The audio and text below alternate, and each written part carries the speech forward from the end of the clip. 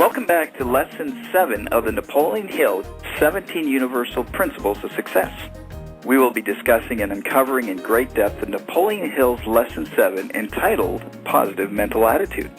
On this exciting program, we have a power trio who really know and understand firsthand the power that comes with a positive mental attitude as outlined by Napoleon Hill. So before we enter this exciting session together on the behalf of the Napoleon Hill Foundation, it is our great pleasure and honor to introduce our dynamic panel of guests. They are Mark Victor Hansen, Tom Hopkins, and Weldon Long.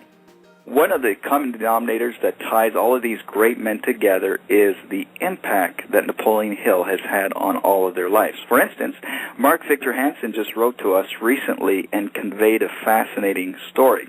And in his words, this is what he said. When I went bankrupt early in my career, I was trying to be my great and inspiring intellectual mentor and teacher, Dr. R. Buckminster Fuller. I was so in awe of Dr. Fuller, I was trying unsuccessfully to be him. None of us are ever good imitations. We are each meant to be originals. So I blew out $2 million a year in a geodesic dome business. It turned out to be my best, worst experience.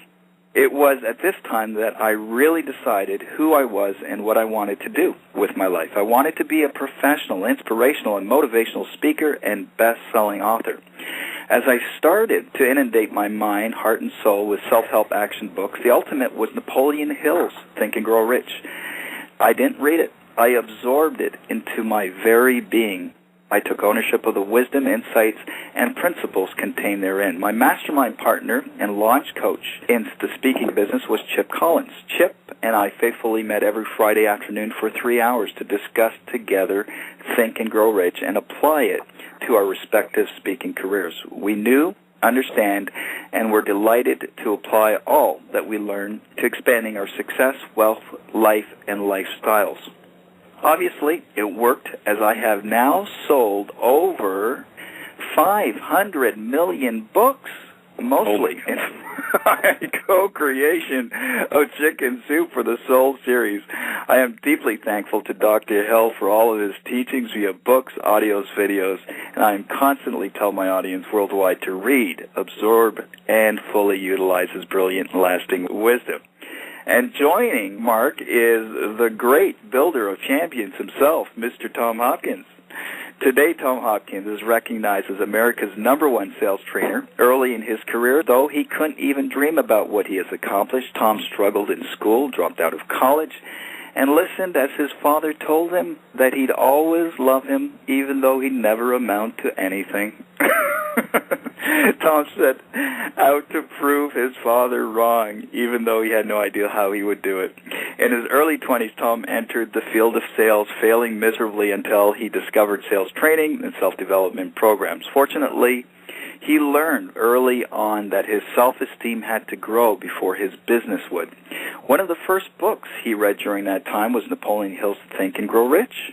Once Tom realized that his attitude played a major role in his level of success, he began developing games to help him overcome the inevitable rejections that occur in daily sales, persisting in his efforts and achieving great success.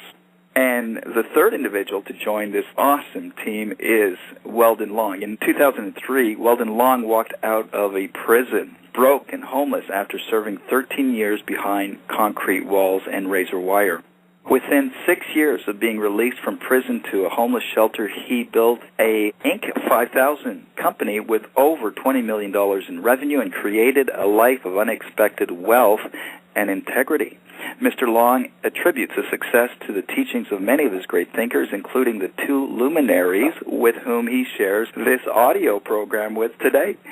7 years before his release, Mr. Long sat in a cold, dark prison cell, grieving over his wasted life, when he stumbled upon the teachings of Napoleon Hill. He embraced these principles and embarked on a journey of building his fortunes on their timeless wisdom. Although his success is a reflection of many of Napoleon Hill's 17 principles of personal achievement, none was more instrumental in his success than building a positive mental attitude. From the depths of unimaginable poverty, despair, and hopelessness, Weldon Long used his positive mental attitude to transcend decades of obstacles and self-destruction. Today, he is an award-winning author, a dynamic professional speaker, a successful entrepreneur. His life is living testimony to the power of a positive mental attitude. So this is our dynamic panel. Welcome, gentlemen. This is so exciting. Let's start off. Let's get right into the heart of the program. Napoleon Hill, as a result of his extensive interviews, as we all know, he interviewed well over 600 of the most outstanding achievers in his time. He was able to uncover that a positive mental attitude, and he wrote this, he said, "I believe that the single most important principle of the science of success is positive mental attitude." Why do you feel he uncovered that the way he did, and how does that apply to your lives? And maybe, Tom, we can start off with you, and then Mark and Weldon, you can share your insights as we go along. Well, the first thing I found when I read the book, and also now study it many years later, is the principles of success don't change. The fundamentals of the right thing to do, wrong thing to do, the choices we make, they're the same today as they were back when he wrote this book in 1937. Now, of course, based on our culture, things do change. But I totally believe if you study that book today, you will pick up pearls of wisdom that will be everlasting as far as success. And that's what it's done for me. Attitude, I think, is everything. And when you asked me to do this program on positive mental attitude, I thought, boy, that's exactly what I believe it is all about. And I've always said this. Attitude will determine your success, and attitude of how you do what you want to do will continue to be the most important thing in your life. So I so adopted his principles, all 17. They're wonderful. Fantastic. Mark, do you have anything to add to that? Well, when Jack and I wrote Chicken Soup for the Soul, 144 publishers all told us to hit the road, Jack. And I said, look, it's okay if you don't like him, but I'm a nice guy. I have a positive mental attitude. I'm going to handle this rejection no matter what. And obviously we did, and then they were wrong, and it turns out that we were right and have sold all those wonderful books and helped people literally. I just got back from China, and Tommy was there right before me, so they told me how much they loved him, too. And attitude is what allows you to prevail, and Weldon's going to do that. And I just want to hitchhike on one other prisoner that I heard when I was in graduate school, a guy named Bill Sands, who read Think and Grow Rich. Gordon Clinton Duffy gave it to him, and he read Think and Grow Rich, got out of prison, and started the Recidivism Foundation, which means you don't go back to the slammer, with Clem Stone and Napoleon Hill. And I don't know if Weldon knows him or not, but it's the attitude that got him out of the jail, and I suspect that's what happened with Weldon. Yeah, for sure. Probably a very similar stories. In 1996, when I first stumbled into these principles, I was at a point beyond despair. It was June 10th of 1996. I was in prison for the third time and received the news that my father had died. At that time, I was a ninth grade high school dropout, three-time convicted felon, at 32 years old, and never had a home or a job or anything like that, and did have a 3-year-old son that I had fathered while I was out on parole one time. And so I had this 3-year-old son that I'd abandoned. I had this deceased father, and kind of reached that point to where I needed to begin this journey to start this search, and actually stumbled into a box of books that were in a broom closet. And the first book I actually picked up of Napoleon Hill was You Can Make Your Own Miracles, and it was even before Think and Grow Rich. And I read that, and then later got my hands on Think and Grow Rich. And the net effect of both of those and all of his teachings is that I realized that I had created this life for myself because of my attitude, because of my thoughts. And the realization was a little overwhelming at first at 32 years old, because I couldn't blame anybody else. My thoughts, my attitude, the things that were in my mind were the reason I was there, and I couldn't blame the police, I couldn't blame the judges, I couldn't blame anybody.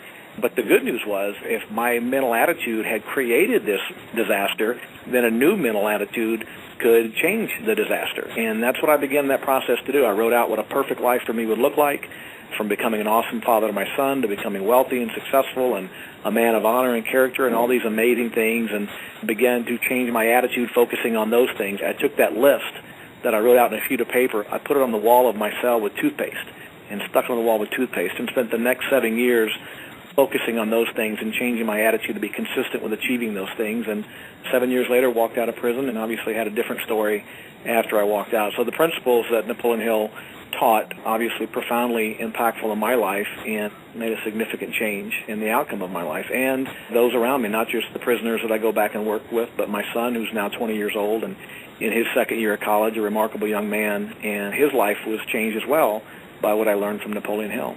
Powerful, powerful.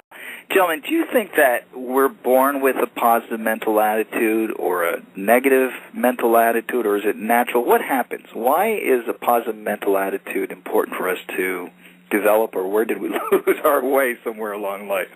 Anyone have some thoughts on that? I can answer that. First of all, I think it's got to be cultivated. When I went bankrupt, I went bankrupt because I was reading the New York Times every day, and it was the time of our big recession, and it was all the bad news fit the print, it seemed to me. And it soured, spoiled, and wrecked my whatever number of brain cells you have. Some people say 18 billion, some say more. But the point is, the minute I stopped reading all negative news and shut off the media and started turning on to reading Napoleon Hill and all the other success books and listening exclusively to tapes while I was driving around in the car and no news, my mind changed, and I broke through and started. By the time I met Tommy Hopkins, I was making a little bit of money, and then suddenly I was making a whole lot of money, over $1 million a year, and I thought, wow, this is like way cool. You change your mindset and you change your money set is one of my cliches as a result of that. And that is so true, Mark, and I love that. But most people don't realize that thoughts are things. And it's not just the thinking, but most people don't think about what they even think about. They are letting thoughts in their mind just kind of go wherever it wants to go. And I totally believe that it's a choice you have to make, that I'm going to have the positive thoughts, I'm going to think about the great ideas of people, and I'm not going to let myself think about the negativity. And one thing I loved about the book is he so strongly says, if you get yourself involved with people who are on the negative side of life, they will help you get there. And why go there when there's the other side of life? I'm so excited to talk about this because it had such an impact on my life as well as millions and millions of others. Absolutely, and I kind of think, Phil, that we come into this world a blank slate, and then we begin to adopt the thoughts of those around us. And if those thoughts around us are very negative and skeptical and cynical and different things, then we're going to adopt those thoughts. And I remember when I began reading Napoleon Hill, as I first began to read it in other books on the subject, at first it seemed a little mystical, smoke and mirrors or whatever, and as I began to realize that it wasn't really mystical or existential, it was just a reflection of the physiology. You have a thought that triggers accretion in the hypothalamus that generates an emotion. That emotion then triggers some action, and that action generates a result. So the connection between the thoughts, emotions, actions, and results, it's physiological and neurological. It's no big surprise. When Emerson said we become what we think about all day long, he was talking about the end result and connecting with the thought at the foundation. But it's those two things, the emotions and actions, in the middle that began to really click with me and to make sense. When people ask me sometimes, how did you do it? How did you get out of prison after 13 years and being a total loser for 30-some-odd years of your life? How do you turn things around? And I tell them it's actually pretty simple. I changed my thoughts. And when I changed my thoughts, I changed the way I felt. When I changed the way I felt, I changed the things I did. And when I changed the things I did, I changed the things I got. It wasn't rocket science. But the thoughts being the foundation of all of it, of course. And again, just as a youngster, we pick up, I remember when I was a kid, my dad used to tell me, rich people are crooks. Rich people are crooks, son. And so I grew up being very poor, and I would be very suspicious of someone with a nice house or a nice car. And I would see someone with a nice house or a nice car and say, well, I wonder who they screwed to get that, you know? And it comes as no surprise to me now as a grown man looking back on my life that I did not see the problem with taking money to get money because, hey, rich people are crooks. I'm not saying my father's responsible for the decisions I made as an adult to commit crimes, but sometimes you can put things in a kid's box. You can put it in their head, and they will make that a self-fulfilling prophecy. And you know, Weldon, what you said is so darn true. My father was a great man, but he never found his niche in life to attain success. And you're right, we drive along in our little Chevrolet, and a big, beautiful Cadillac would drive by. And my dad would make negative remarks like, I bet that guy sure stole money from someone to get that car. And more is caught than taught by parents. And I think a lot of that negativity I picked up where I didn't feel I was worthy of success, whatever you call that. And that's why I love Napoleon's book, where he talks about worthwhile achievements. to where you got to be worthy of it, and you increase self-image, and thus all of a sudden you can see yourself having the nicer homes, the nicer cars, more abundant life. And what's beautiful about life, it's biblical that we all are here to have an abundant life. And that means in all areas of our life. Fabulous. Well, Mark, could you tell us where you began and what brought you to the place that you're at today? In that thumbnail, I'd say that my parents were loving, very hard-working Danish immigrant, illiterate people. They didn't know how to read and could never go to a PTA or anything. They wanted more education for my brothers and I, and they didn't have any real money. So at 9 years old, I sold more greeting cards, 376 boxes in 1 month for the Boy Scouts. And later on, we ended up becoming the biggest, with the same company with chicken soup licensing with a greeting card company. So I started selling at a young age. And that's why I loved listening to Tommy early on back in 74 and other people like Tommy, and thought, wow, I could do this. And that's the evolutionary point that I think for the three of us. I mean, it seems that Weldon sold Ford heating and air conditioning. I sold Ford the Chicken Soup book series. Once we get a publisher, Health Communications down in Deerfield Beach, a little publisher going bankrupt at the time, and they said, well, if you sell 20,000, you'll do well. I said, no. Like you just heard both of them say, they wrote out their business plan. We knew exactly what we wanted, like page 36 of the paperback edition and Think Grow Rich. It said, figure out what you want and start at once, whether you're ready or not. And all three of us, I think, did that. We wrote out 1,094 different things we learned from interviewing 101 authors on how to market books, and wrote down what I called then a business plan for Jack and I. And we said, this is what we're going to go do to pull off a miracle that no one did. And we said a year and a half, we sold $1.5 million, sold $1.3 million, and then we said $5 million, and then $10 million, then $100 million, and now we're at $500 million. But my big goal, like you'd heard Tommy say, you got to have outstanding goals and worthwhile achievements. Napoleon Hill taught us is that we want to sell 1 billion books, which nobody's ever had the galloping chutzpah to say they would do that, and I think we'll pull it off if it's working. I must be hearing things, Phil, because I'm pretty sure, Mark, I thought I heard him say he sold 500 million books, but that's correct. But I must be hearing things. We're, according to Guinness Book of Records, we're now the world champs nonfiction. Now you can't touch fiction, people. God bless that little lady that's now the richest woman in London with a little series for Harry Potter. Wow, that is amazing. It's interesting talking, and what I think would be interesting to our listeners, if we could back up a little bit, is to give a summary of your background, where you came from, Tom and Weldon, and appreciate, Mark, you sharing what you did.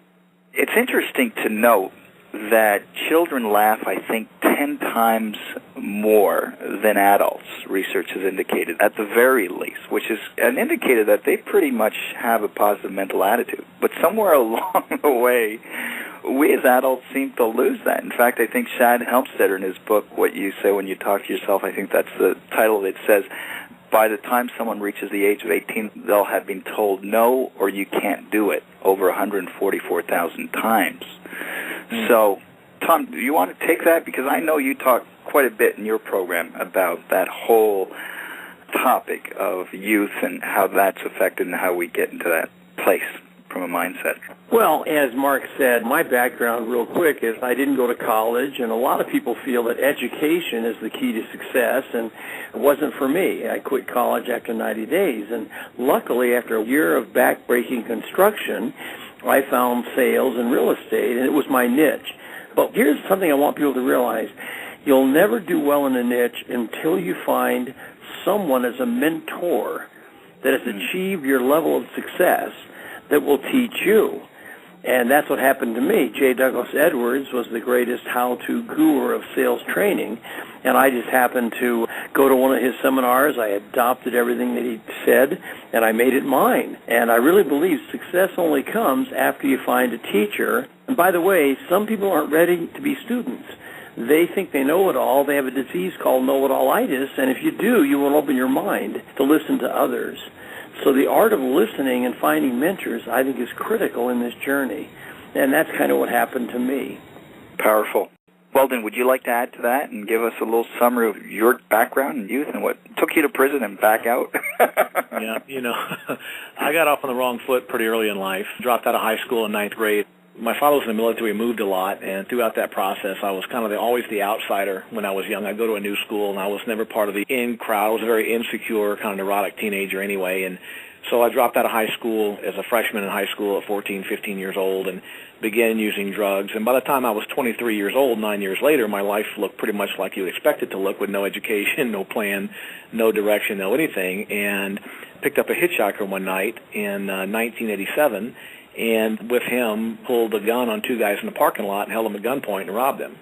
Went to prison for the first time. Shortly thereafter, for that offense, I got a 10-year sentence and served about 4 years and walked out.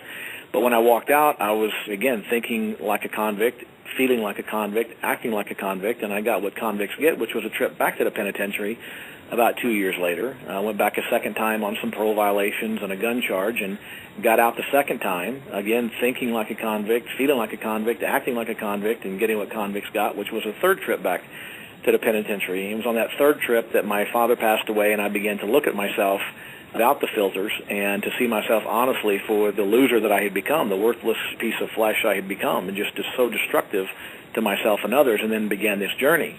Walked out 7 years later then and began to have the success in the heating and air conditioning industry. I was always interested in the writing and the speaking, and so I began to do some of that. And I wrote my first book a couple of years ago and didn't sell 500 million of them, but it's been quite impressive, just the reaction I've had from that. I have another book coming out shortly, so it's just been all a result of that initial moment in 1996 where I kind of had that moment of clarity that my attitude and my thoughts was defining the course of my life. I kind of define it as a box. If you've got a box of motorcycle parts and you pull all the parts out of that box and you assemble them, when you look up to admire your mechanical creation, you're not going to realize you accidentally baked a cake. You can only build what's in the box. And whatever's in that box is coming out, and that box is a metaphor for the mind. And whatever's in that box, whatever's in the mind, is coming out in the form of a million choices, attitudes, beliefs, and at some point we look back at our life, and our life, just like that motorcycle, our life is a perfect reflection of whatever was in our box. So it's just getting to the root of it again, which is what, of course, we're talking so much about with Napoleon Hill's positive mental attitude discussion, that it's really about that attitude. What's in the box, eventually it's coming out. And you can't focus on wealth and success and prosperity and accidentally create struggle and failure. Whatever you're focused on, in fact, one of Mark's books, The Power of Focus, that's one of the books I read that taught me this, that you cannot focus on one thing and accidentally create something else. So, fabulous. And carrying on that, in your introduction that we read, you mentioned that you implemented many of the 17 principles, but none has been more powerful in your life than a positive mental attitude. Could you elaborate on that? Well, I just think in my case, and I think you mentioned this in the introduction, that Napoleon Hill even mentioned that of all the 17 principles, probably none was more important than the mental attitude, because it's kind of the foundation of everything. Everything else is built on top of this, on top of the mental attitude. Again, getting back to the issue of focus from one of Mark's books and the definite purpose and having a clear direction of where you're going. And I think what Tom just said about finding people that are doing what they're doing and just repeating it is the positive mental attitude, not second guessing. I read How to Master the Art of Selling in a cell 16, 17 years ago, never dreaming in a million years I would actually meet Tom Hopkins and get a chance to speak with him and to meet with him, and had a similar experience with Dr. Stephen Covey, The 7 Habits of Highly Effective People, never thinking that 15, 16 years later Dr. Covey would endorse my book and invite me to speak with him, but it all started with putting those things in my box. I remember when my first book came out, it was self-published, and the publisher said, "Who would you like to endorse the book?" And I said, "Well, Stephen R. Covey would be great." And they're like, "Wally." Everybody calls me Wally. They said, "Wally, we're thinking like your mom or your neighbor or something, you know." Stephen R. Covey, really? And I do what I call a prosperity plan and have all these affirmations on there. And so I added in December of 2008 that Dr. Stephen R. Covey has endorsed The Upside of Fear. With no idea I would meet him. 5 months later, after 5 months of trying to find and reach someone that could introduce us to him with no luck, I was speaking to a small group of business owners in Colorado, and at the end, a guy walks up to me and says, "Oh, by the way, my daughter is Stephen R. Covey's personal assistant." And within a month had set up a personal meeting, and he read the book and agreed to endorse it, all because I believe I put that on my list, my prosperity plan, my affirmations 5 months earlier. Otherwise, I don't believe that ever would have happened.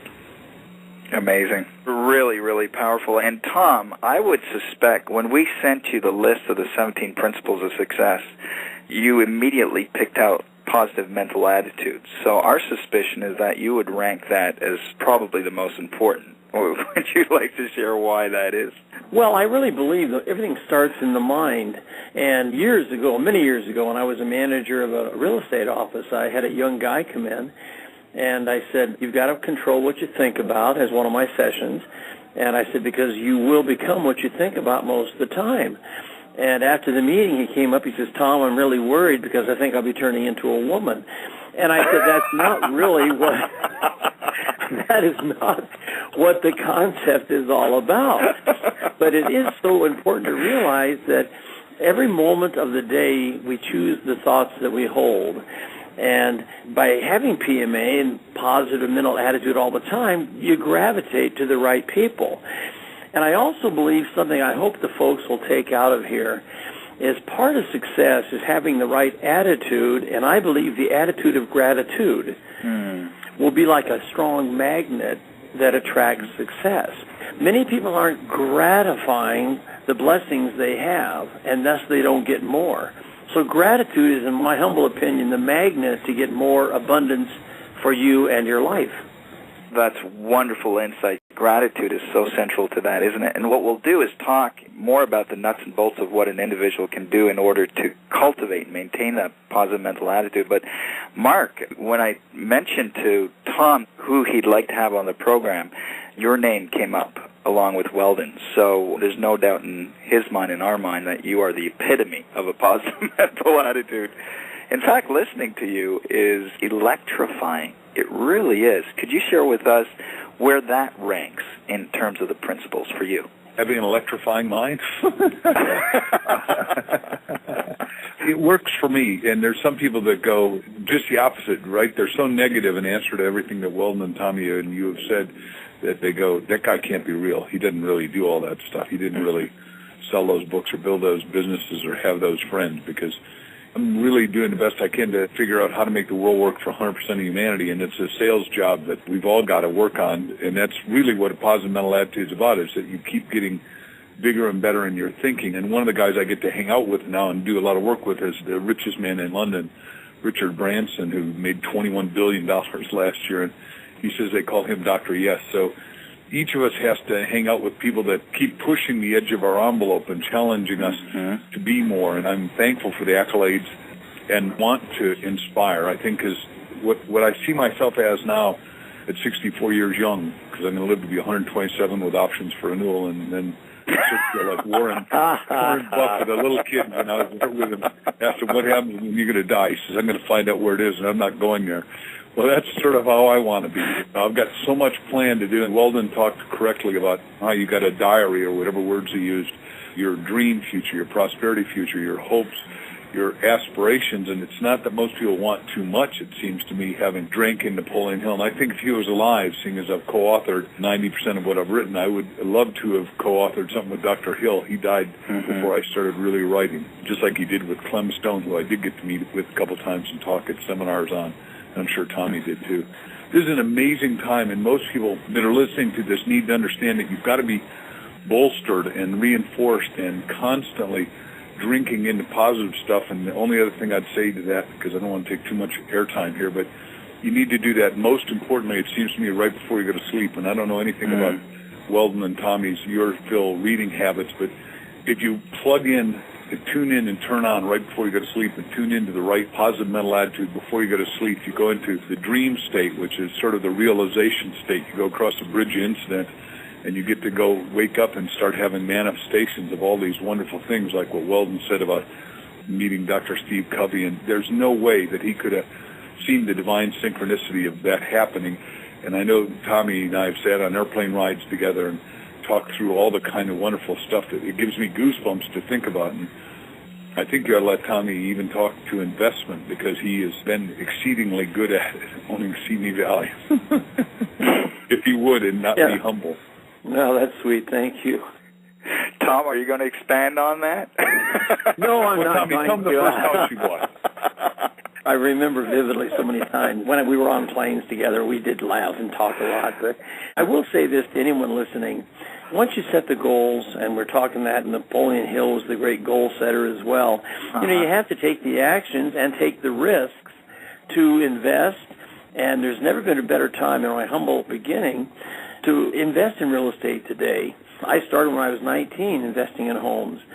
And of course today, most of those homes that were $18,000 are $300,000 to $400,000. So I really believe that get the attitude, be positive, but then find a way to make your money work for you is so very critical in your search for success. I'll also say this, one thing that Napoleon Hill wrote in the book, one good deed a day will keep old man gloom away. And I totally believe, Mark is old, he's 64. But I know he's young in his mind. God, I'd love to be 64 again. Gee, would I love that. I really believe youthfulness comes from the attitude and the mental feelings you have every day. And I love, Mark, your idea of reading or saying something before you go to sleep, because the mind does not sleep. The subconscious works on anything that it reads or hears. So to have those things, I feel like I had 10 little things that I would say at night before I'd go to bed. And then I had a little thing on my mirror in the morning, and I would just read these while I was shaving, getting ready for the day. And all these things to many people would sound like nonsense, but yet here are three people that have achieved what many people would dream of achieving, saying, hey, the basics work. What you hear and what you say and what you think about are going to be determining where you end up in life. Absolutely. And Napoleon Hill talked about joining the 2% Club. And what is so appealing about this program we're doing is Weldon, yourself, Mark, are all comfortably into the 2%. In fact, 1% of a 1% club. And what you're saying, if people will just listen and hold on, he who is wise walks with wise men and listens and learns. And so this is so very important. What we've got marked down here, which is really interesting, is gratitude, helping people, staying around positive people. Do you think we can dare to count out perhaps 10 different things coming from each one of you that individuals can do to cultivate that positive mental attitude? Could we play that game? Do you think that's a goal we can work with? Sure, Mark, session? you start. Mark, you start. I believe that, first of all, you got to figure out what you want and get really clear. And what I do in my seminars is have people pair off and say, what do you want, what do you want, what do you want, 50 times in a row. And we had a dentist say, oh, my God, this is better than all the medical school I went to because I just drilled through the side of a guy's head and it cost me $454,000. I hate dentistry. It's what my mother wanted me to be. Girl, my boy's the doctor. Anyhow, he said I found out what I really wanted by having 50 times hearing what do I want, because what Tommy said earlier is each of us have a divine destiny, and each of us have some niche to grow rich in. And until you find what I call your right livelihood, your life sucks. And my right livelihood is just three things. So I figured out that I wanted to write because I really think I'm pretty good at it. And obviously the marketplace, once they found my name, said that's pretty good. And Weldon read Power Focus and a lot of other books I've written. So you know what you want. Number two, you've got to put it in writing. And all three of us have said that in a smorgasbord of different ways. But Napoleon Hill certainly did that. He's certainly interviewing the 500-plus people. They certainly did it. Andrew Carnegie, I got to go to his house, Dornoch, Scotland, pay $4,000 a day to stay and drive in his Rolls-Royce and play. But I saw all of his goals written, and his archivist said, how come you're rich and I'm poor? I read all these books, and you heard Tommy articulate it clearly, and he said a second ago, you got to do. It's think and grow rich, but you got to think, but then you got to go take the requisite action, which is a stimulus to the environment to believe that you think that you can buy the real estate, that you can have real wealth, that you can build a heating and air conditioning thing like Weldon. So you got to figure out what you want. You got to put it in writing. You got to visualize it to realize it. And I'll just do four because I don't want to take too much airtime here. But I saw myself being a compelling speaker, and now I can tell you that China just had both Tommy and I there, and they want my wife and I to live there. And I go, not a chance. I mean, I live on the ocean in Southern California, and I say I live where, because I wrote down what I wanted, and I live where heaven meets paradise. I mean, Tommy lives, I think, in Paradise Valley, but I live in a pretty cool place, and it's all because I decided a long time ago in favor of myself, which is what we're really all talking about here, is you decide not to be a prisoner, whether it's a concrete or mental prison of low self-esteem or lackluster desire. And so I'm saying you figure out what you want, write it down, visualize it, realize it. He talked about mastermind, dream team, and you've got to have those. And I've had 44 of them, so it's not a one-off. When I read Andrew Carnegie's original books and went to his house and read all the stuff, I saw that what Andy did is he started with Charlie Schwab, who is nobody. It doesn't matter who the person is, it matters that you start. And I know that Tommy had a great man he might want to speak to that was his mastermind partner that really helped him get launched in a magnificent way in addition to his training speaking coach. Beautiful. All right, I'll give you a couple of real quick ones. Ready? Sure. First of all, surround yourself with the right people. If they're not positive and uplifting, change the people that you surround yourself with. Secondly, realize we all have challenges in life. Look at everyone as an opportunity to grow. Third, be good at remembering names. Many people don't remember names, and that's such a negative. Also, when you fail, only look at what you did right, not what you did wrong. And this next one, never take advice from anyone more messed up than you are. And that's an important one. And the last one is I turn negative thoughts into positive ones whenever they occur. And if people that are listening will just take those little concepts and apply them, as well as all of Mark's wonderful ideas, they got to have a better life. Jewels in the treasure chest. And Weldon, I know that you have some tips also that you can add to that. Could you share that with us? Yeah, and first I'd just like to remind your listeners how powerful these principles are. One of the things that I had on my list on my cell wall was that I had a beautiful home in the mountains of Colorado. And every day, Mark had talked about doing it at night. I did it at night, I did it at lunch, I did it at breakfast, but I had a lot of time on my hands. So the average person may not be able to do it 10 times a day the way I was. But living in prison, I didn't have a lot going on.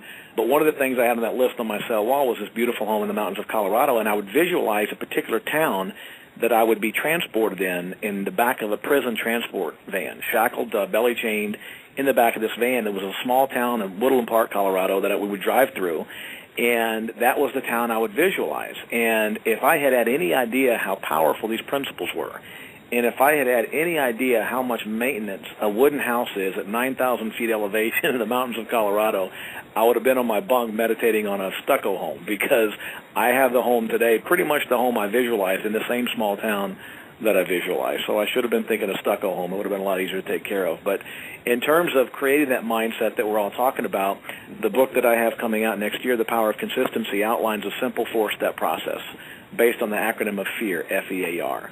Focus, emotional commitment, action, and responsibility. And the focus so much is what Mark has written about as well, is about identifying clearly what you want to become, what limiting beliefs may be holding you back, what are the simple things that you have to do to get there. The next step, emotional commitment, is to write it out, present current tense, as if it's already happened, and review it on a daily basis. And I think Mark talked about that too, and I know Tom's talked about that in his work, that you got to review it on a daily, consistent basis. And then to allow yourself to experience the emotion. Napoleon Hill wrote so much about this in Think and Grow Rich. You've got to allow yourself to experience the emotion as if it's already happened and generate the emotional, the physiological chemicals internally, getting emotionally committed to those things. And, of course, that will drive us to do the things that we need to do to get the things we want. And then the A is action. Will Rogers once said that even if you're on the right path in life, you'll get run over if you just sit there. You've got to take consistent small actions. And then, of course, responsibility and understanding that we're responsible for our decisions, which, of course, ultimately determine our outcomes. So I think by that daily review of the list, however that list is structured for us individually, the daily review of that is kind of a metaphorically, when I mentioned the box earlier, we're metaphorically, as we're reviewing that list and experiencing those things emotionally, we're metaphorically putting those things in our box. Whatever that dream is, we're putting that in the box every morning or every night. And then eventually what goes in the box comes out of the box, just like the motorcycle. But as I tell people all the time, if you've got a $50,000 expectation in your box, what are the odds one day you're going to accidentally pull out $100,000? You can't pull $100,000 a year out of a $50,000 a year box. You have to first put that $100,000 in the box before you can pull it out. So I think that simple review process is how to instill that positive mental attitude, not just writing it out, but that daily review, what I call a quiet time ritual. 15 minutes a day, 10 minutes a day of concentrated focus on that dream and allowing yourself to experience the emotion, as Napoleon Hill talked about, experience the emotion as if it's already happened. What's terrific, if I may interject, is that daily, that consistency that you're talking about. A lot of people say, well, that motivational stuff doesn't last. Is it supposed to last? Well, you have to make it last. In other words, you have to choose every day to be motivated in a positive way. And I think feelings and emotions are a choice. And so I feel that, yes, it can be lasting if you choose it to be lasting. But if you're surrounded by negativity and you start accepting it, it'll be hard for you to go through the pain of change to suddenly have all this positive attitude. So it's a work in progress.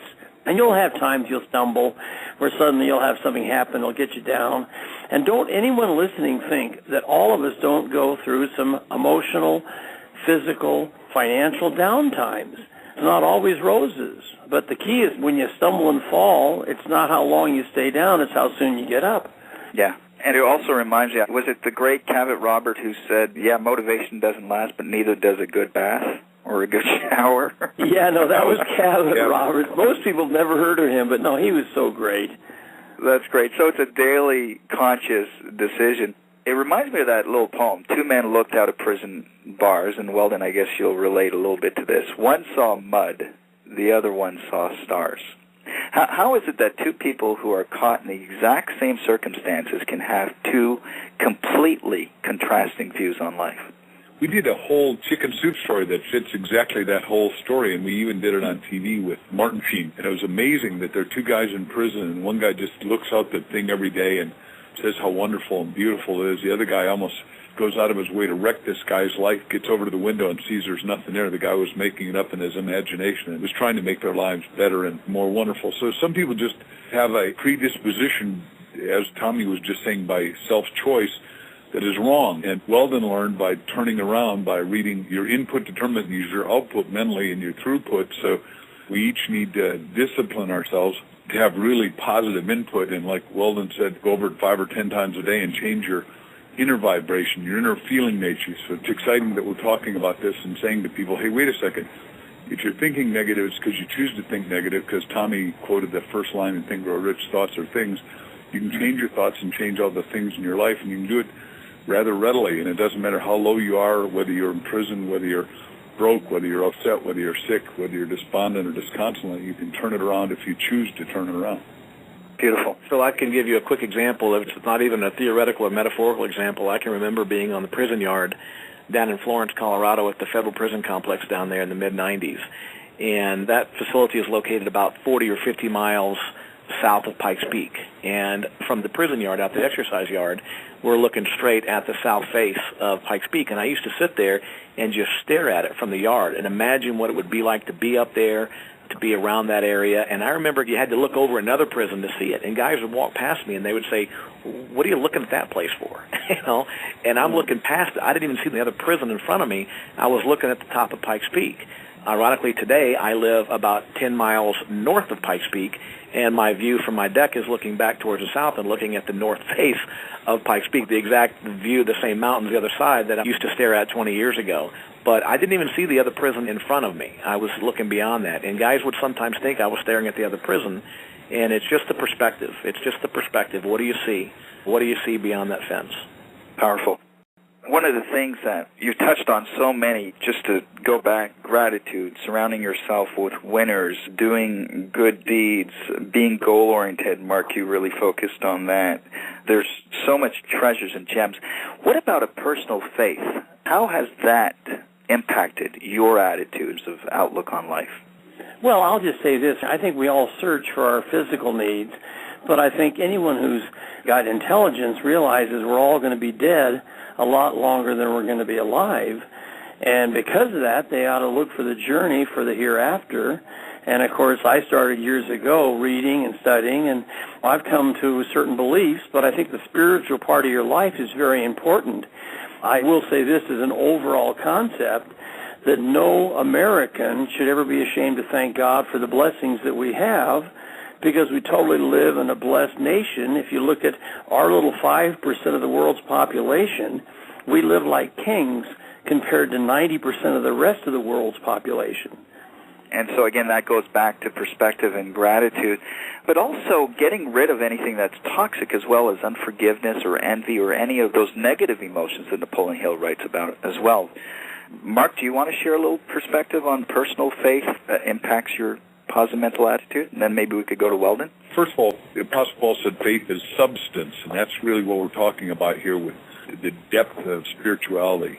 Here, substance of things hoped for and evidence of things not seen, because you got to see it with your inner eye, your inner experience, your inner vision. And the truth is, when I was talking about that electric fabric of your vibration, if you really control your vibration like Napoleon Hill taught, you can only draw good things nigh your dwelling place, meaning your own house. So what Napoleon Hill was saying, if you hang out with the great men and women, you become great, and that's literally the truth. Wonderful. I'd just like to say what these two men have just shared in the last few minutes, I mean, that's worth the price of admission. Just the profound nature of their words and the subtleties. What Tom said about you're going to be dead longer than you're alive.